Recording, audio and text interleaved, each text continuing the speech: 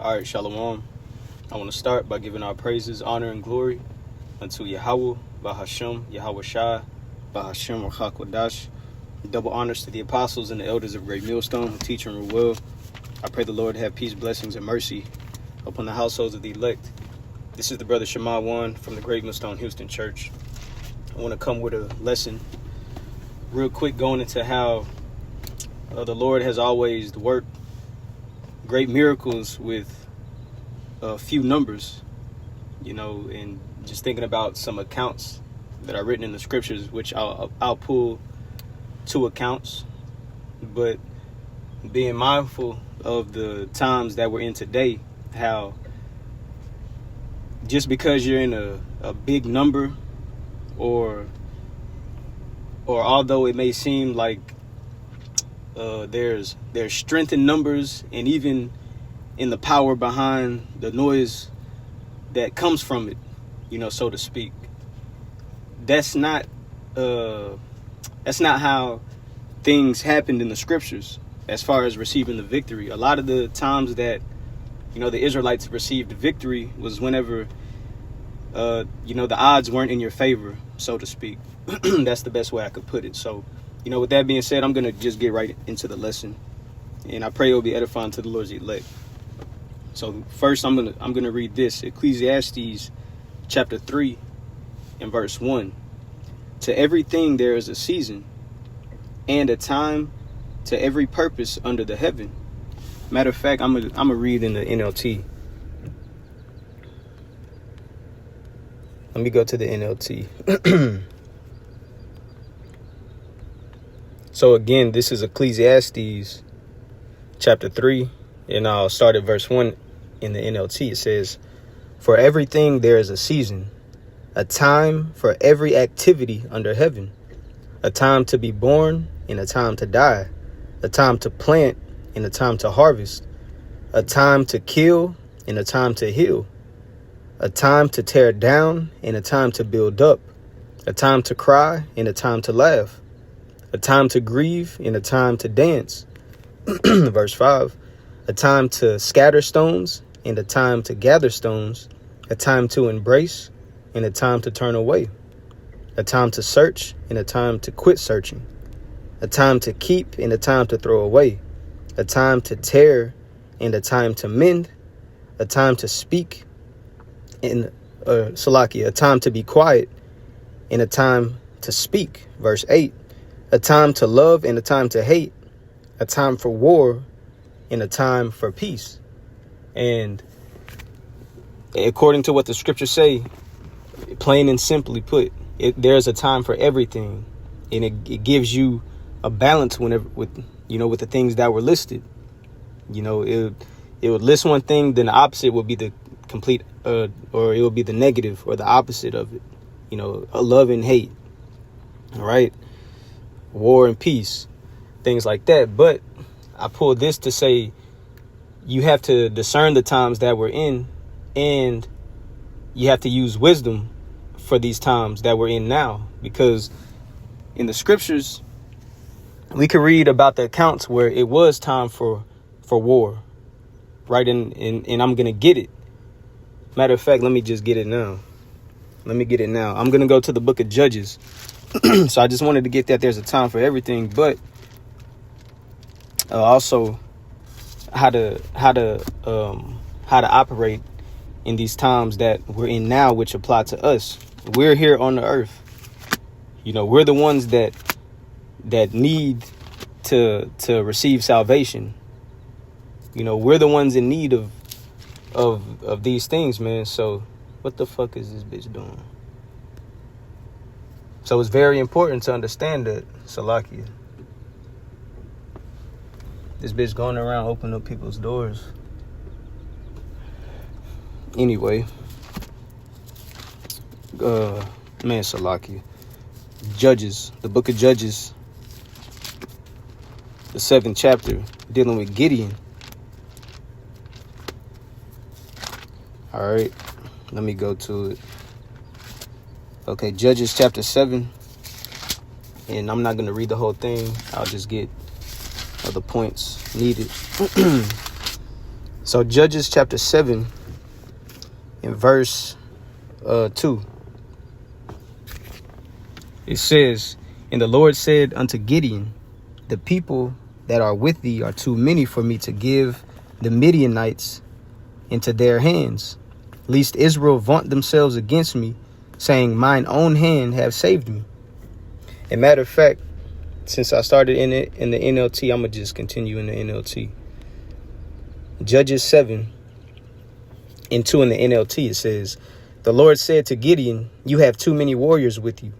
If I let all of you fight the Midianites, the Israelites will boast to me that they saved themselves by their own strength. Therefore, tell the people, whoever is timid and afraid, whoever is timid or afraid may leave this mountain and go home." So 22,000 of them went home, leaving only 10,000 who were willing to fight. But the Lord told Gideon, there are still too many. Bring them down to the spring, and I will test them to determine who will go with you and who will not. And that's the days we live in. Many people in a hole, right? Those that are on the highways and the hedges, proclaiming the name of Yahushua in the earth, teaching in the name of Yahushua, right? The Lord ain't dealing with the numbers. The Lord is dealing with specifics. And the specifics are what is being taught, what's being followed, the instructions that Yahushua gave us in these times that we're in now, that he's going to depart and he's going to a place where we can't go, but he's going to come back and gather us. He gave us instructions. He gave us the understanding on how to, he gave us the understanding on how to operate in these last times while he's physically not here. So it's important to pay attention to detail and how to operate within serving the Lord. So again, it says, I'll start at verse 4 again. It says, "But the Lord told Gideon, there are still too many. Bring them down to the spring, and I will test them to determine who will go with you and who will not." And just something that's happening now, the thing that happened in Chicago with the Palestinians and the brothers out there from the Watchmen of Israel, that whole fiasco. Then you got other men joining that battle as if, the weapons of our warfare are carnal, but the scriptures say that they're not. So that's paying attention to detail in the times that we're in. Not getting lost in the activities going on, because within the activities, there's a time and place for every one of those activities, as I started in Ecclesiastes. But right now, it's not time for physical battle, for physical war. Because according to the scriptures in Isaiah, the Lord calls us a worm. When it comes to physical strength, we don't have it because we're not in we're not living our blessing out right now. The odds are against us when it comes to the physical strength and the power and the force and the resources. We're limited to that, but we have full access to the spirit and power of Yahweh Ba'ashem Yahushua. That's why our weapons are not carnal. The weapons of our warfare are not carnal. And Lord willing, I'll get that later. But verse 5, it says, "When Gideon took his warriors down to the water, the Lord told him, divide the men into two groups. In one group, put all those who cup water in their hands and lap it with their tongues like dogs. In the other group, put all those who kneel down and drink with their mouths to the stream." Verse 6, "Only 300 of the men drank from their hands. All the others got down on their knees and drank with their mouths to the stream, in the stream." In the start, the Lord is sifting. The Lord is testing. The Lord is determining who he's going to use to get victory and who he isn't. That's the same times that we experience in these days, but the way of going about it is different. It's no longer drinking out of a stream. It could have been, okay, are these men are gonna be as wise as serpents and harmless as doves? Are they going to flee the scene and let them have it? Or are they going to get carnal and retaliate? Like, these tests are continually gonna happen. And it's a part of the sifting of who literally is in Yahushua and who's not. Because those that are in Yahushua are going to be obedient unto the instructions that were given. But let me go back to this. Verse 7, it says, the Lord told Gideon, with these 300 men, I will rescue you and give you victory over the Midianites. Send all the others home. So those that failed the test, those are the ones that the Lord is not moving to using to get the victory. He sent them home. And just applying it to these days is going to be the same thing. Not every Israelite is going to get the victory over the beast, over the image of the beast, and over the mark. But the Lord's elect, those that put on as the elect, those that follow the Lamb whithersoever he goeth, those are the ones that are going to get the victory in the days that we're in. But paying close attention to detail, it's important, and it's going to seem like a small number. It's going to be a small number compared to the rest who are not going to make it. But that's whenever the Lord reveals his majesty in the miracles, and the Lord is glorified due to the odds. As I keep reading, what those 300 men did, that's a miracle, man. Gideon divided the 300 into 3 groups to have like torches in their hands and a horn.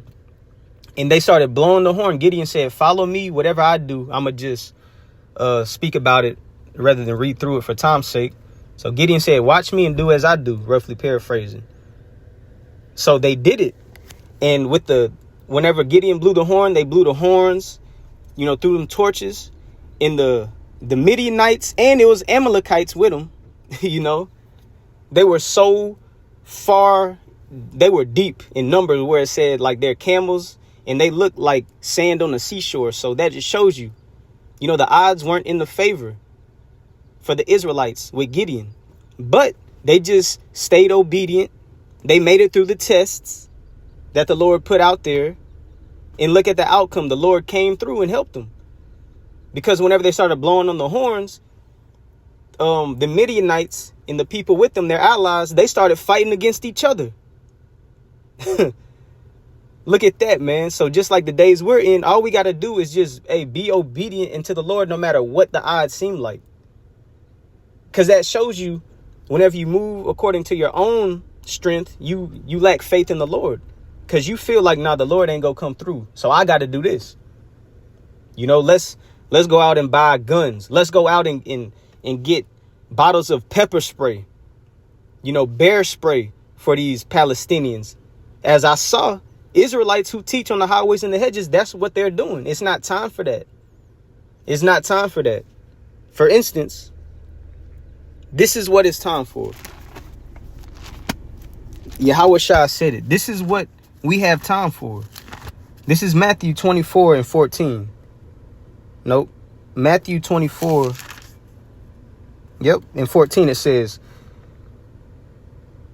and this gospel of the kingdom shall be preached in all the world for a witness unto all nations, and then shall the end come. So the gospel is to be preached into a witness unto all nations, not the military tactics, not if you got hands and you can fight, not your, none of that carnal stuff. It's the preaching of the gospel unto all nations and to the ends of the world. Then the end is going to come. Just being obedient and teach the gospel. That's it. Now, let me go to, let me go to 1 Samuel, another account. In these accounts, this is whenever it was time for that physical. It was time to get down and dirty and to get active. But the times that we're in now, It's not time for that. There's a time and place for everything. Right now, it's not time for that. But the accounts that I'm getting, that's whenever it was time for these events to take place. So let me go to 1 Samuel chapter 14 in verse 6, because with Jonathan and his armor bearer, just 2 men, the odds were against them, and look how the Lord came through. The Lord allowed them to get the victory, man. You know? But let me get this account. This is 1 Samuel chapter 14. And I'll start at verse 6. It says, And Jonathan said to the young man that bare his armor, Come and let us go over to the garrison of the uncircumcised. It may be that the Lord will work for us, for there is no restraint to the Lord to save many or by few. Salaki, let me read that last part again. It says, For there is no restraint to the Lord to save by many or by few. So numbers really don't matter when it comes to the Lord. Numbers really don't matter when it comes to the Lord. Verse 7, it says, And his armor bearer said unto him, Do all that is in thine heart. Turn thee, behold, I am with thee according to thy heart. Verse 8, Then said Jonathan, Behold, we will pass over unto these men, and we will discover ourselves unto them. If they say thus unto us, Tarry until we come to you, then we will stand still in our place and will not go up unto them. But if they say thus, Come up unto us, then we will go up, for the Lord has delivered them into our hand. And this shall be a sign unto us. Let me keep reading. I'm going to read to verse 14. It says, And both of them discovered themselves unto the garrison of the Philistines. And the Philistines said, Behold, the Hebrews come forth out of the holes where they had hid themselves. And the men of the garrison answered Jonathan and his armor bearer and said, Come up to us, and we will show you a thing. And Jonathan said unto his armor bearer, Come up after me, for the Lord has delivered them into the hand of Israel. And Jonathan had faith in that. Jonathan had faith due to how he said, this is going to be the sign if the Lord is going to deliver them into our hands. So that was the sign, and he went with it. Verse 13, it says, And Jonathan climbed up upon his hands and upon his feet, and his armor bearer after him.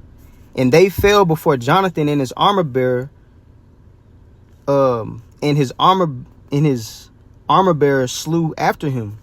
Verse 14, And that first slaughter which Jonathan and his armor bearer made was about 20 men within, as it were an half acre of land which a yoke of oxen might plow. So within the little amount of people, the few number of people, 2 men took 20, and it was a big ass field, like it said, about an acre, half an acre. Right. So that's a lot went down with just 2 men, man. So the numbers don't matter. And I brought that out because a lot of people are going to cleave to what looks good, are going to cleave to what looks sturdy and what looks firm, which is all carnal shit. It's all carnal. So just because you got men gathering by tens of thousands and they deep, they got numbers. Yet victory isn't in the numbers of men. You got 2 men in this scripture that I just read that were able to get the victory and overcome. So don't let this stuff that you see going on in Chicago and all the hype from it have you in the mindset of, you need to be a part of that. Because although it may look like something is going on, ain't shit happening if you're not keeping the order of the Lord, man. All things must be done decently and in order. What's going on? That shit is not done decently and in order. That's not a follower of Yahushua. Yahushua gave us the instructions on how to operate, man, whenever it seems like the odds are against you. You ain't got to retaliate with the physical. No, just continue to pray to the Lord, man. Keep your faith in the Lord. Then you're going to see greater works rather than what you just knock a nigga out or 2 or so say defend yourself. That's not the true defending whenever you got to defend yourself. Whenever the Lord is your defense, nothing can come against you, man. Nothing can come against you. But I just wanted to bring that out because some things I see, you got a lot of hype coming from the number of men coming out with that rah, hoorah shit, man. You know, that's not according to the ways of the scriptures. And like I said, again, these accounts, that's whenever it was time to get physical. But an account where it wasn't time to get physical, let me read the book of Daniel, the 3rd chapter. Let me go to it. Daniel chapter 3, and I'm going to start. Matter of fact, I'll read 13 through 17. Daniel 3, 13 through 17, it says, I'll start at 12. I said, Daniel 3 and 12, it says, there are certain Jews whom thou hast set over the affairs of the province of Babylon, Shadrach, Meshach, and Abednego. These men, O king, have not regarded thee.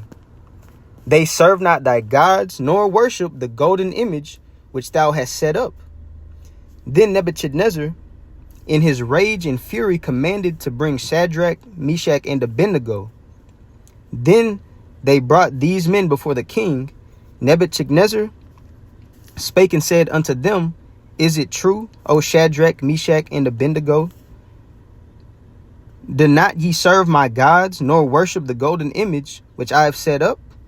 Now, if ye be ready, that at what time ye hear the sound of the cornet, flute, harp, sackbut, psaltery, and dulcimer,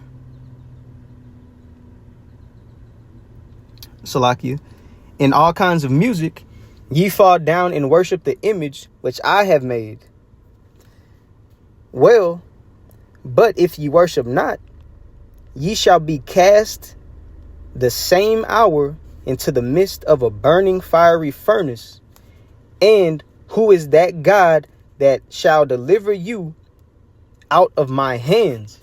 Now, this makes me think about the times that we're coming into.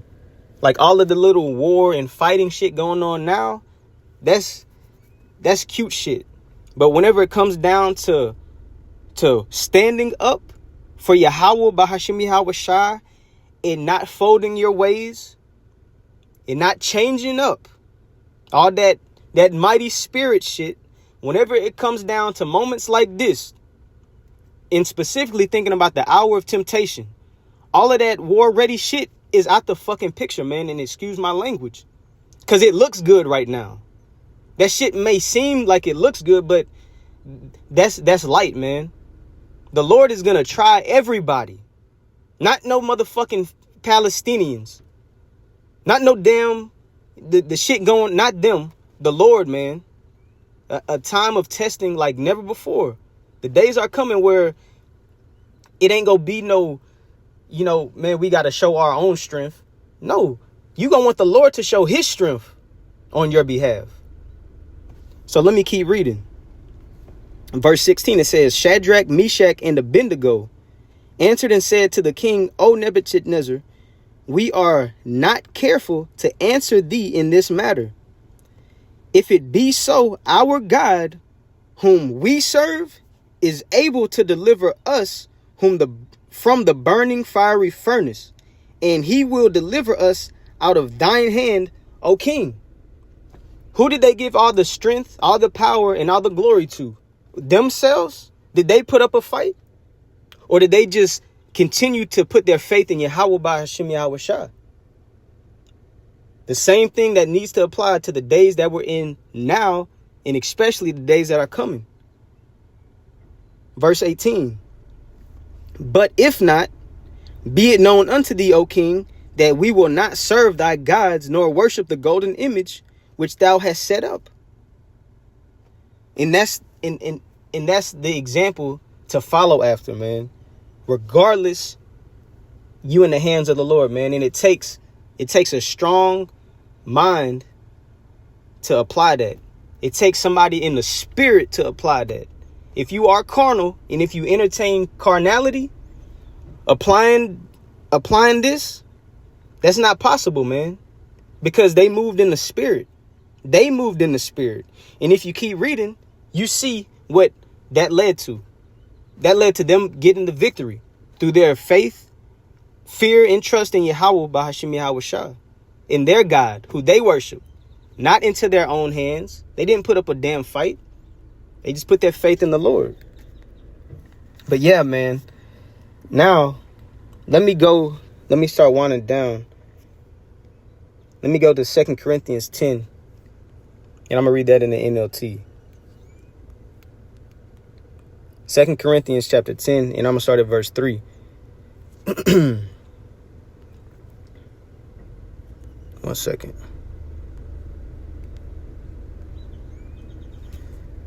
Second Corinthians chapter 10 and verse 3 in the NLT, it says, we are human, but we don't wage war as humans do. Right? We are human, but we don't wage war as humans do. Everybody, the situation in Chicago, you couldn't tell that was men of Yahweh Bashim Yahweh Shah. They looked like what every other human would do. There was no separation. That shit looked bad. It looked bad, man. It says, verse 4, we use God's mighty weapons, not worldly weapons, to knock down the strongholds of human reasoning and to destroy false arguments. Point in case, we use God's mighty weapons, not worldly weapons. Now, what is that?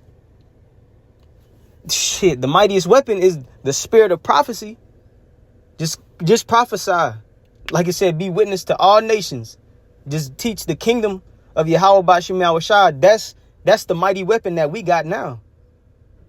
You know? Mingled with the wisdom, knowledge, and understanding, the Ruach HaKodesh. Man, come on, man. That's the difference. We use God's mighty weapons, not worldly weapons, to knock down the strongholds of human reasoning and to destroy false arguments. So whatever the argument was or whatever, however that happened, don't use the damn worldly weapons. Niggas strapping up. Niggas building up a arsenal, so-called. You know, their weaponry. When it's like, bro, the scriptures is the weapons that we use, not physical stuff.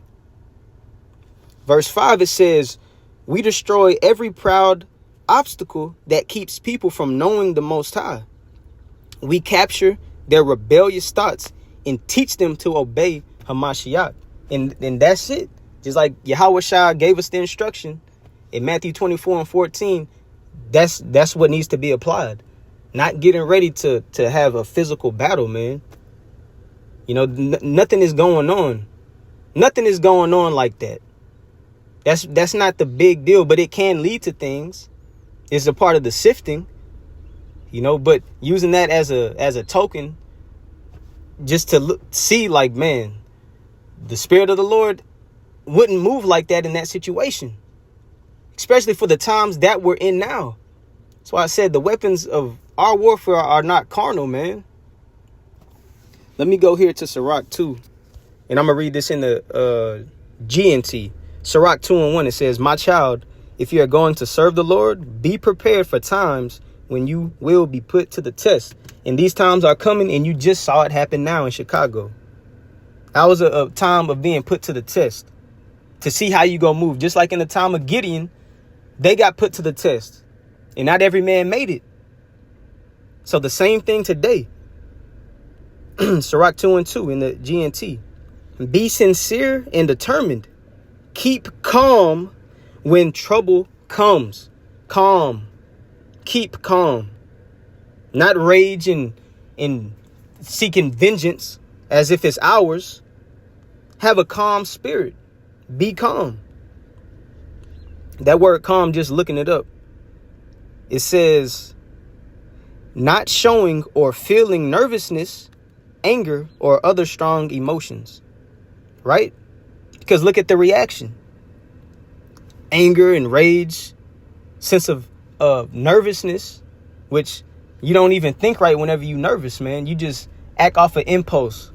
And 9 times out of 10, That wasn't the right display of emotion, right? How you reacted to that.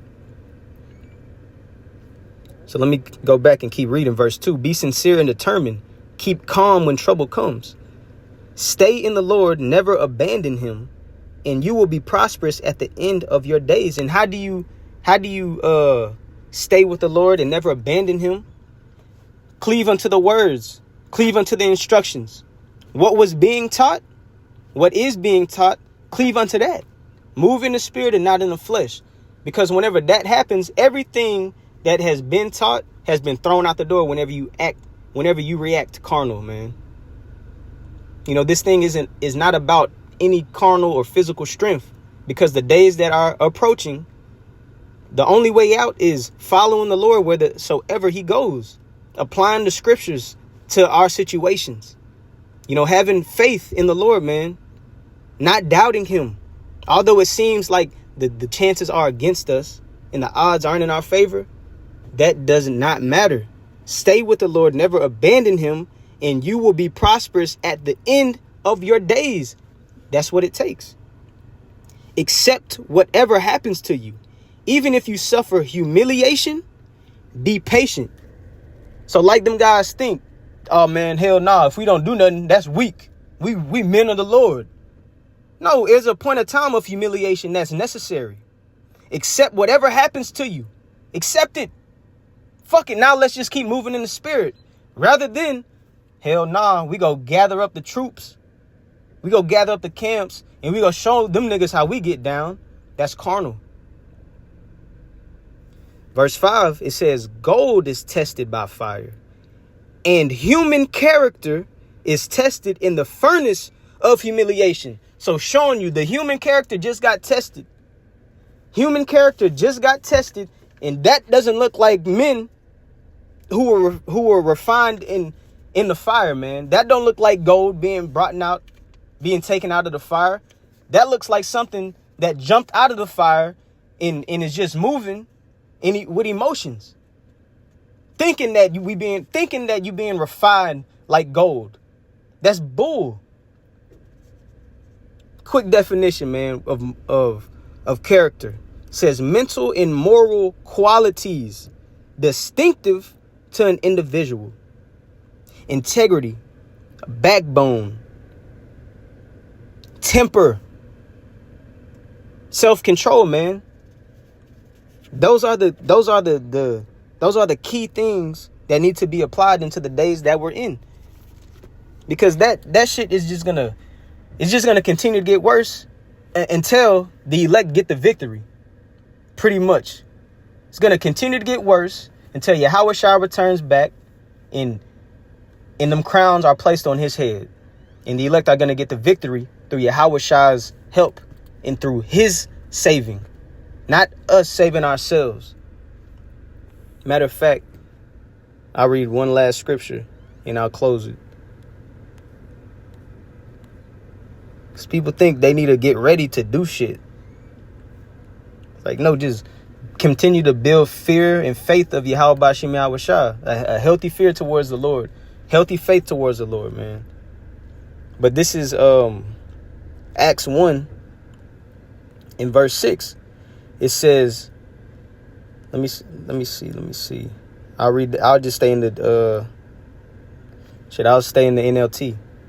It says, so when the apostles were with Yahweh Shai, they kept asking him, Lord, has the time come for you to free Israel and restore the kingdom?